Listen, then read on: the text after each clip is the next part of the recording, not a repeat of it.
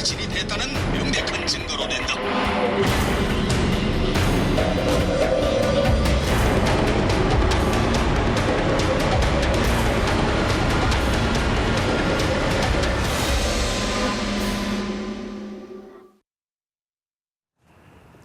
대북 심리전 중단을 요구하던 북한이 대남 확성기 방송으로 맞불을 놓고 있습니다. 그리고 최전방 일선 부대의 특별 경계 강화 지침도 하달된 것으로 알려지고 있는데요. 또 그런가 하면 노동신문을 통해서 을지 프리덤 가디언 훈련으로 사실상 전쟁 상태에 돌입했다면서 군사적인 긴장 수위를 높이고 있습니다. 이렇게 심상치 않게 흘러가고 있는 최전방 분위기 짚어보고 또 남북 관계까지 전망해 보도록 하겠습니다. 오늘 두 분 나오셨는데요. 통일연구원의 조한범 박사 나와 계시고요. 또 경남대 극동문제연구소의 장철훈 연구위원 자리했습니다. 어서 오세요. 네, 안녕하세요. 우선 그 DMZ 지뢰 도발 이후에 우리가 이제 11년 만에 대북 방송을 재개를 했습니다. 그리고 현재 또 한미훈련이 진행 중인 상황인데, 그러니까 을지 프리덤 가디언 같은 경우에는 이게 정기적으로 하는 훈련이지 않습니까? 이게 그렇죠. 남과 북의 긴장 수위라고 할까요? 그 과거에 비해서 지금 현재 상황이 어떻다고 진단하십니까? 큰 틀에서 보면 물론 이제 이번에 그 DMZ 목함 지뢰 도발 사건이 있었기 때문에 예. 이제 군사적인 긴장이 이제 굉장히 고조되는 것처럼 보이지만 크게 보면은 사실은 뭐 옛날에 냉전 체제에 비해서는 긴장이 높다고 볼 수는 없습니다. 그건 왜 그러냐면은 일단 북한이 천안함이나 연평도급의 어떤 그 가시적인 고강도의 무력 도발을 하기 어려운 상황이에요. 그건 중국까지도 사실은 북한의 도발로 인해서 자신들의 국익에 침해받는 굉장히 싫어하고 있고요. 네. 또 한미가 고도의 군사적인 긴장 상태를 유지하는 상황에서 그런 도발은 어렵습니다. 그러니까 GMZ 목함들이라고 하는 것은 사실은 이제 북한의 딜레마를 보여주는 건데요. 이제 군사적인 위협을 해서 남북 대화 협상에서 자신들에게 유리한 실리를 챙기는 게 이제 북한의 협상 방식이거든요. 근데 그런 도발이 어려운 상황에서 또 이제 우리 군 당국이 강력한 대응을 공언하고 있는 상황에서 사실은 주체가 불분명하고 증거가 확실히 남지 않는 형태의 도발을 한 거라고 보여지거든요. 그렇기 때문에 여러 가지 어떤 지금 그 군사훈련이나 어떤 북한의 어떤 대응이라든지 이런 걸 봤을 때 군사적인 어떤 긴장이 높아 보이지만 현실적으로는 사실은 군사적인 충돌이나 네. 어떤 북한의 어떤 어떤 가시적인 고강도의 도발이나 이런 건 어려운 상황이라고 볼 수 있습니다. 네. 글쎄 항상 이제 이맘때가 되면은 뭐 군사 훈련을 중단하라 아니면 뭔가 좀 거기에 상응하는 대응을 하겠다 이렇게 엄포를 놓지 않았겠습니까? 그런데 이번에 특히나 이제 노동신문을 통해서 밝힌 내용이 사실상 전쟁 상태에 들어갔다 이런 표현을 썼거든요. 그야말로 이제 남북 관계가 좀 살얼음판을 걷고 있는 그런 상황이 아닐까 싶은데 실제로 이제 저 정도의 위험 수준이라고 보시는지 어떻게 보고 계십니까? 예, 우리는 일반적으로 을지 프리덤 가디언 훈련을 흔히 을지 연습 또는 뭐 을지 훈련이라고 부르는데요. 예. 올해 훈련은 어제 시작해서 28일까지 진행될 예정입니다. 네. 을지 연습은 1968년 1월 북한의 청와대 기습 사건 이후 한미연합 방위태세를 점검하기 위해 매년 이맘때쯤 실시해온 지휘소 연습이라고 할 수 있습니다. 주로 대규모 병력을 동원하기보다는 컴퓨터 등 시뮬레이션 방식으로 이루어지는데요. 네. 연습의 핵심은 북한군의 침입을 격퇴한 뒤 평양을 포위하고 함락하는 도상훈련이라고 할 수 있습니다. 올해는 생물무기 테러와 사이버 테러 같은 새로운 형태의 도발에 대비한 훈련도 할 예정으로 알려졌는데요. 이러한 내용에 근거해서 북한은 거의 매년 네. 을지 연습에 대해서 북침을 위한 한미의 전쟁 연습이다 이렇게 주장을 하고 있고요. 예. 특히 올해는 연초에 남북 정상회담 가능성까지 거론하면서 평화 공세로 나왔던 북한 입장에서 남북 관계가 자신들의 뜻대로 풀리지 않고 네. 최근 지뢰 도발 사건으로 우리 군이 대북 확성기 방송을 재개하고 전단 살포 등 대북 심리전 강화 검토 의사를 밝혀서 한반도의 군사적 긴장이 고조되는 상황 등을 종합적으로 고려해서 예. 내부적으로 주민들의 사상을 결속하고 김정은 체제에 대한 충성심을 끌어올리는 동시에 남북 관계와 대외 전략 측면에서 자신들의 주장과 행위를 합리화하기 위해서 을지 연습을 전쟁 상태라고 규정한 것으로 보입니다. 예. 앞서서 이제 조 박사님께서 하신 말씀을 좀 종합을 해보면은 실제적으로 북한에서 이 이상의 도발은 하기 힘든 상황일 것이다 이렇게 진단을 해주셨잖아요. 예. 그런데 을지 프리덤 가디언 훈련이 이제 28일까지로 알고 있습니다. 그런데 이 북한에서 이 훈련을 진짜 의식하기는 하나보다라고 여겨지는 것이 이산 가족 상봉 문제를 같이 좀 연계를 했거든요. 그러니까 중단을 하면 이산 가족 상봉 문제 참 이게 어려운 문제 아니었겠습니까? 이거를 성사시켜주겠다 이런 제안을 해왔어요. 이게 글쎄 이게 인도적인 사안과 일각에서는 군사훈련 문제를 연계해서 또 비판이 나오고 있는데 이 문제는 어떻게 보셨습니까? 그 정도로 북한이 사실은 아픈 거죠. 그러니까 그 군사 전략으로 보면 예. 예를 들어서 상대방에서 군사훈련을 하게 되면 이 상대편에서 그 동일한 형태의 대응을 해야 돼요. 그러니까 아주 쉬운 예를 들면은 이제 군사훈련을 하게 되면은 이쪽에서 사실은 고도의 긴장 상태가 이루어지고 사실은 전투태세가 갖춰지는 거거든요. 네. 그럼 사실은 북한도 거기에 상응하는 전투태세를 갖춰야 돼요. 예를 들면 전투기가 남한 상공에 뜨면 사실은 북한도 상공에 떠 있어야 되거든요. 예. 전투기는 뭐 그냥 자동차처럼 시동 건다고 바로 뜰 수 있는 게 아니거든요. 그렇죠. 근데 북한은 그런 경제적 여력이 없어요. 그러니까 남한 상공에서 수많은 군용기가 떠 있어도 대응을 할 수 있는 태세를 갖출 수가 없는 거죠. 예. 그러니까 사실은 우리는 방어훈련이지만 북한의 입장에서는 대응할 수가 없기 때문에 굉장히 고통스러운 거죠. 쉽게 말하면 이 남한 상공에 B2 스텔스 폭격기가 뜨거나 아니면 전투기 편대가 뜨면 훈련이라 네. 할지라도 네.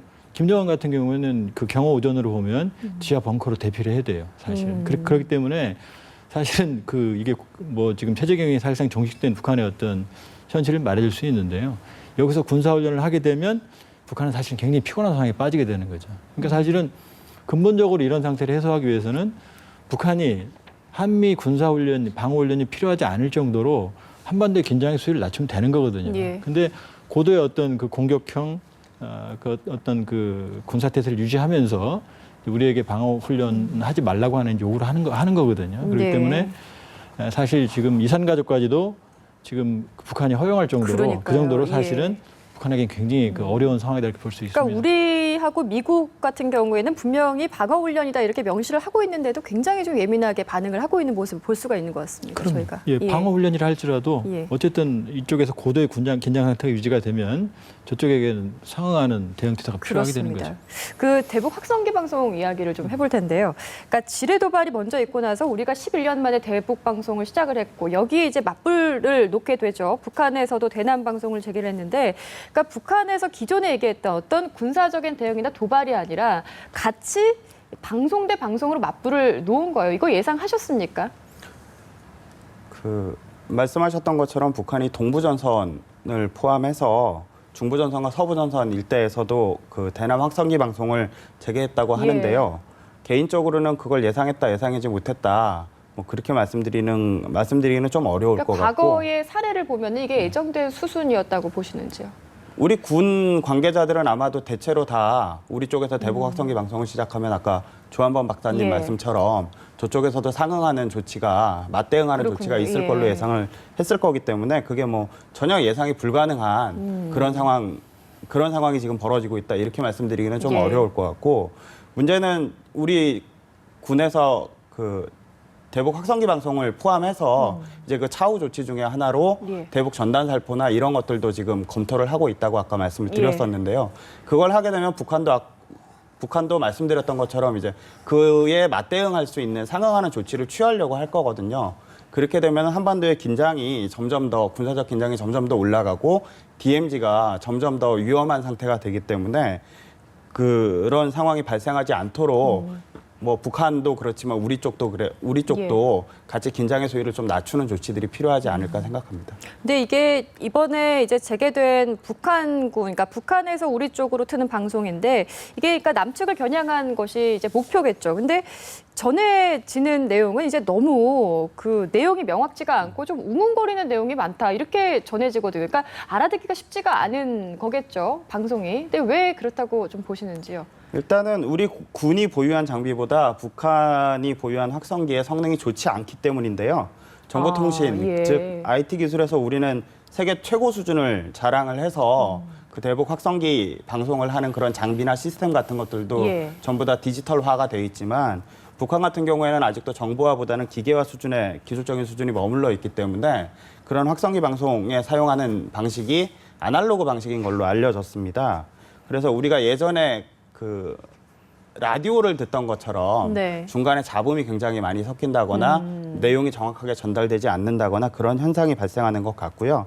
북한의 대남 확성기 방송이 우리 쪽에서 들었을 때도 무슨 내용인지 알아듣기도 어려운 것으로 알려졌는데 네. 이런 걸 보면은 북한의 우리의 대북 방송에 대한 맞대응적 성격보다는 그 북한 내부용 아니냐 이런 분석도 나오고 있습니다. 네. 자기들 확성기 방송을 우리 쪽에서 들려오는 소리에 소리를 중첩시켜서 자기 쪽에서 안 들리게 할 수 있는 그런 조치가 아닐까 싶습니다. 네, 그러니까 기술적인 부분 때문에 그 내용들이 명확하지 않다 이런 부분까지 좀 짚어봤습니다. 조금 더 시계를 좀 돌려보려고 하는데 지뢰 도발 이후에 우리 군에서 얘기했던 부분이 바로 이 혹독한 대가를 치르도록 하겠다 이 내용이거든요.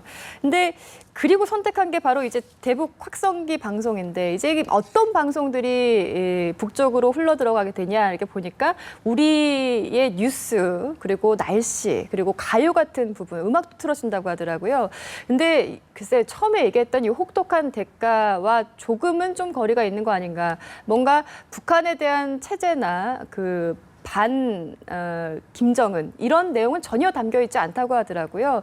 그 부분에 대해서는 좀 간극이 있다고 보시진 않으신지요? 일단은 이제 그 확성기 방송도 첫 단계라고 보여지고요.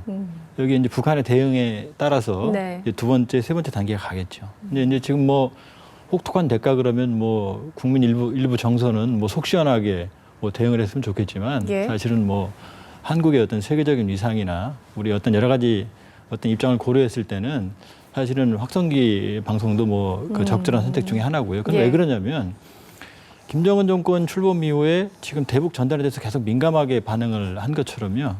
실질적으로 김정은 정권의 경제적인 위기라든지 어떤 권력 엘리트층의 이완이라든지 여러 가지 사회적인 이완이라든지 이런 걸 봤을 때는 이 대북 확성기 방송, 즉 심리전은 굉장한 영향을 미칠 수가 있어요. 네. 예를 들면 지금 현영철을 처형했음에도 불구하고 지금까지 그걸 숨기고 있거든요.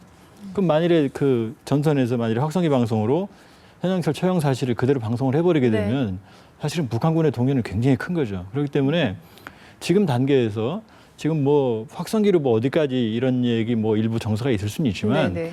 지금 우리 군이 가지고 있는 장비의 성능으로 봐서는 최대 북 내륙 20km 이상까지 방송 효과가 있어요. 그러니까 아주 간단하게 말씀드리면 개성 시민들이 또렷이 들을 수 있을 정도의 방송이 가능하거든요. 그렇습니까? 그렇기 예. 때문에 북한군은 이미 군 내부의 기강이 상당히 해이한 거로 알려지고 있어요. 여러 가지 면에서. 그럼 사실 전선에서도 사실 이제 전선가들이 군 내부에 식량난이 네. 있는 상황인데 이 상황에서 한국군이 적극적으로 이런 확성기 방송한다는 것 자체가 사실 대단한 어떤 심리적인 위협이 되죠. 그렇기 때문에 이것이 뭐 어떤 그런 공허한 대응이라기보다는 군 당국으로서도 신중한 판단을 한 것이 이렇게 볼 수 있습니다. 그렇습니다. 그리고 이제 한미 훈련 기간 동안에 북한에서 굉장히 이 예민하게 여기는 한미 훈련 기간 동안에 북한의 동향에 대해서 좀 짚어보려고 하는데요. 그 북한군에서 이제 이 연습에 대응해서 일선 부대에 특별 경계 강화 지침을 하달했다 이렇게 전해지고 있거든요. 어떤 지침이 이 내용에 담겨 있는지 그 부분이 좀 궁금합니다. 예, 일단은 우리가 매년 미국과 봄철에 실시하는 예. 키 리졸브 훈련하고 독수리 연습. 네. 그거는 그 군에 있는 실병력이 움직이는 그런 대규모 야전 훈련이거든요. 예. 그때도 북한은 거의 매년 이런 특별 경계 강화 지침을 일선 부대에 하달을 하고 그리고 우리 정부가 지금 실시하고 있는 매년 여름철 이 즈음에서 항상 실시를 하는데 을지 프리덤 가디언 훈련 같은 경우에도 그런 것들이 시작이 된다라고 우리 정부는 이제 언론을 통해서 발표를 하는 거고 네. 북한이 그런 사실들을 접하게 되면 그것도 그 경우에도 역시 마찬가지로 그 특별 경계 강화 지침을 일선 부대에 하달하게 됩니다. 왜냐하면 아까 조한만 박사님이 말씀하셨던 것처럼 양쪽이 어느 정도 이렇게 군사적인 대치를 하고 있고 긴장의 수위가 높은 상황에서 네. 한쪽에서 훈련을 하거나 지휘소 연습 같은 걸 하게 되면 상대방 쪽에서는 아무런 조치를 안 취할 수 있는 상황은 그렇죠. 아니거든요. 예, 예. 그런 상황에서 북한은 지금 최소한의 조치를 취하고 있다고 보면 될 것 같고요. 특별 경계 강화 지침의 내용이 무엇인지는 저도 정확하게는 잘 모르겠지만 일단은 우리 쪽에서 대규모 훈련을 하고 있는 상황이기 때문에 그런 것들을 파악하기 위한 즉 북한의 대남 정보 수집 수단 활동 이런 것들을 강화하고 그리고 북한 입장에서 봤을 때는 한미 연합 훈련이 자기들을 언제든지 칠 수 있다라고 인식을 하고 주장을 하고 선전을 하고 있기 때문에 예. 그런 것들이 만약에 그런 상황이 벌어졌을 때 즉각적으로 대비하기 위한 대비태세 강화 이런 조치들이 이루어질 것으로 보입니다. 네. 그래서 과거에 북한은 특별 경계 강화 지침을 하달을 하면서 어선의 해상 조업 금지 같은 조치들도 취한 적이 있다는 점에서 우리 측의 훈련에 대한 북측의 움직임도 예상해 볼 수 있을 것 같습니다. 네, 그러니까 이렇게 북한에서도 특별한 지침까지 하달하면서 대비 대응 태세를 강화하고 있는데요. 그 얼마 전에 광복 70주년 맞아서 김정은 위원장이 군 수뇌부대를 대동하고 금수산 태양궁전 참배를 하지 않았습니까? 그런데 여기서 그 모습을 볼 수가 없었던 사람들이 있었습니다. 바로 리영길과 김영철 이야기인데요. 이 사람들이 글쎄 왜 참배를 같이 하지 않았을까 생각을 해보면 만약에 북한 내부적인 문제가 없었다면 이 대비 태세, 현장 지휘를 하고 있는 거 아닌가 이런 분석도 가능할 것 같습니다. 당연하죠. 그건 왜 그러냐면 지금 북한군에서 뭐 황병서 자꾸 나오지만 정치군인이에요. 예. 실제 야전군이 아닙니다. 그렇기 때문에 북한군의 야전군을 움직이는 그 실세 빅3를 말한다고 그러면 총참모장, 우리는 지금 합참의장이고요. 예. 그 다음에 김영철 정찰국장, 예. 그 다음에 이제 작전국장에 변인선 얼마 전에 숙청당했는데 지금 노광철 상장으로 바뀌었는데 네. 이 세 사람들이 사실은 군을 움직이는 세력들이거든요. 그렇기 때문에 지금 특별 경계 강화령이 내려졌다고 그러면 사실 이 사람들은 그런 걸 관리해야 되는 상황이 있어야 되는 거고요. 우리가 주목해야 될 사람이 바로 이제 김영철인데요. 김영철이 이 정찰청국장을 맡은 게 2009년입니다. 네. 그때 노동당이 가지고 있던 그 작전부 35호실, 이건 이제 대남 작전 라인이거든요. 정보. 그다음에 인민군의 정찰국이 통합이 돼서 이 인민군이 쉽게 말하면은 대남 어떤 공작과 침투 훈련 모두를 다 이제 장악을 하게 됐어요. 네. 이때부터 지금 6년 동안 그 정찰총국장을 맡고 있고요. 또 김정은 집권 이후에 바로 대장으로 승진을 했거든요. 근데 이 사람이 사실은 그동안에 천안함 연평도, 소니 사이킹, 320 사이버 테러 모두 다 지휘한 것으로 알려지고 있거든요. 네. 그렇기 때문에 이 사람은 사실은 이제 지금 상황에서 봤을 때는 나름대로 한국군의 어떤 동향에 대해서 네. 면밀하게 검토를 하고 사실은 이제 거기에 대한 대응 태세를 지금 준비를 하고 있겠죠. 근데 이제 이번에 지뢰 도발한 것의 배후로 알려져 있는 인물이 바로 이 김영철이라는 그렇죠. 인물인데, 예.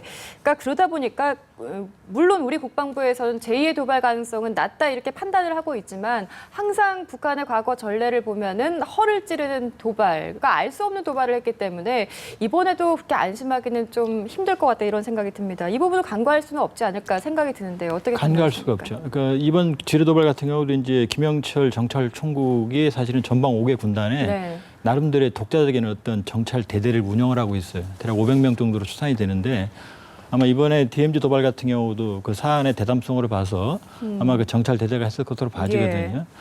근데 지금 상황에서는 사실은 이런 고도의 긴장 상태가 유지되고 있기 때문에 가시적이고 명시적인 주체가 분명한 형태의 도발은 어렵다고 보여집니다. 그렇기 때문에 이번은 지뢰 도발처럼 그러니까 주체가 불분명하고 명확한 증거를 남기지 않는 형태의 어떤 도발할 가능성이 있는 거죠. 네. 그렇기 때문에 지금 대통령께서도 어떤 생화학 테러라든지 하는 분들을 지금 그렇습니다. 언급을 하신 거고요. 그렇기 네. 때문에 우리가 상상하는 어떤 그런 상식적인 도발보다는 모호하면서도 주체가 불분명한 형태의 어떤 도발에 대해서는 충분히 가능성이 있다고 보여집니다. 예. 그리고 저희가 이제 또 하나 짚어봐야 될 부분이 바로 이 북한의 리용주라는 인물인데요. 해군사령관인데 별 3개 상장이었다가 넉 달 만에 별 4개 대장으로 승진을 했습니다. 그러니까 넉 달 만에 승진한 거니까 굉장히 초고속 승진인데 이 얘기는 결국에 해상 전력에도 이렇게 좀 힘을 실어주겠다, 힘을 쏟겠다 이런 이야기로 보면 될까요?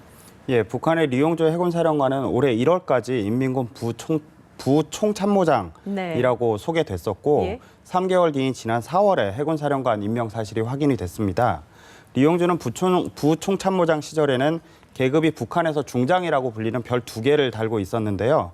해군사령관 임명이 확인된 4월에는 얼마 전까지 달았던 상장, 즉 별 3개를 달고 있었습니다. 그리고 최근 광복 70주년을 맞아 이루어진 김정은 국방위원회 제1위원장의 김일성, 김정일 시신 참배를 수행하면서 별 4개를 달고 대장으로 진급한 사실이 확인됐습니다.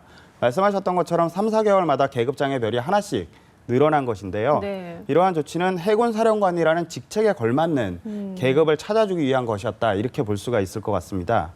격이 같다고 볼 수는 없지만 북한의 해군사령관은 기능적으로 북한의 해군 전체를 대표하는 자리, 즉 네. 우리로 치면 대장 계급을 달고 있는 해군참모총장과 유사하다고 할 수 있습니다. 네. 그래서 그 직책에 걸맞는 계급을 찾아줬다. 이렇게 이해를 할 수가 있을 것 같고요. 여기에서 문제는 단지 이제 그 속도가 굉장히 빠르다는 그러니까요. 건데 예. 별 2개에서 3개로 진급하는데 3개월, 3개에서 4개로 진급하는데 4개월 정도 걸렸다는 그 부분이 잘 이해가 안 되는 측면인데요. 이거는 김정은 체제가 북한군 내 세대 교체를 아주 빠른 속도로 진행하고 있다는 사실을 암시하는 네. 것이라고 할 수가 있습니다. 김정은 제1위원장이 중장 즉 별 2개를 달고 있는 인사를 해군의 최고 책임자로 임명하고 초고속으로 승진을 시키면서 자신에 대한 강력한 충성심을 유도하려는 것으로 보입니다. 물론 현영철, 변인선, 마원춘 등의 숙청에서 알 수 있듯이 김정은 제1위원장이 앞으로 자신이 발탁하고 초고속 승진시킨 리용주를 전격적으로 해임하거나 숙청할 가능성도 배제하기는 어려울 것 네, 같습니다. 그러니까 바로 이 충성 경쟁을 유도하기 위한 건데 김정은 위원장의 용병술, 즉 이제 통치 스타일까지 저희가 좀 짚어봤습니다. 그리고 아까 조 박사님께서 잠깐 좀 언급해 주신 내용인데 박근혜 대통령이 17일 있었던 국무회의에서 언급한 내용이거든요. 바로 북한에 대해서 좀 당부한 내용이 있는데 생물 무기로 도발할 가능성이 있다. 여기에 대비해라 이런 이야기를 했습니다. 이 시점에 왜 이 얘기가 나왔을까요? 실제로 그런 가능성에 대해서는 어떻게 타진하고 계십니까? 그러니까 천안함 연평도 도발 이후에 사실은 우리 군의 대응 태세가 강화됐어요. 그게 무슨 말씀이냐면 지금 평시의 작전권, 우리 군의 작전권은 합참의장이 가지고 있고요. 우리 네. 전시의 작전권은 한미연합사 사령관, 즉 미군이 가지고 있어요. 근데 평시에 우리가 작전권을 가지고 있다고 하더라도 북한이 어떤 평시에 도발을 했을 때 우리가 대응하는데 굉장히 어려움이 많았어요. 네. 그래서 그 문제를 해결하기 위해서 2013년에 미국하고 한미 공동 국지도발 대비계획이라는 걸 작성을 하고 합의를 했고 서명을 했거든요. 이게 뭐냐면 평시에 북한이 도발해도 한국군이 강력하게 응징을 하고 미군이 지원한다는 내용이 들어있어요. 그렇기 때문에 옛날과 과거처럼 북한이 도발하는데 굉장히 지금 어려움이 있고요. 두 번째는 우리 군이 그동안 많은 어떤 북한의 어떤 그 공격을 받았기 때문에 네. 이번에는 확고하게 응징을 하겠다는 의지가 강하거든요. 그렇기 네. 때문에 과거와 같은 고강도의 재래식 도발은 북한이 어렵습니다. 이번 목함지뢰 사건처럼. 그렇기 때문에 굉장히 교묘하고 흔적이 남지 않는 새로운 형태의 도발할 가능성이 있죠. 그렇다고 본다 그러면 사실 DMZ에서도 많은 전문가들이 사실 뭐 지뢰 도발은 예상은 아니지만 DMZ라는 상징성을 이용한 도발이 가능할 거는 예측을 많이 해왔거든요. 그렇다고 보면 생화학 같은 경우, 특히 생물학 같은 경우는 그 증거가 거의 남지 않죠. 그렇죠. 그냥 일반적인 예. 질병으로 처리될 수 있기 때문에. 그렇지만 북한이 했다고 하는 정황 증거는 확실하게 남는. 그렇지만 명백한 증거는 남지 않는 형태이기 때문에 북한이 그런 형태의 군사적인 도발할 가능성은 충분히 있는 거죠. 그렇기 때문에 어떤 일종의 사전적인 어떤 경고의 의미로 대통령의 언급이 나온 것이라고 볼 수 있습니다. 네, 알겠습니다. 이렇게 해서 북한의 최근 동향들 몇 가지 좀 짚어봤습니다. 조한범 박사 그리고 장철훈 위원과 함께했습니다. 고맙습니다.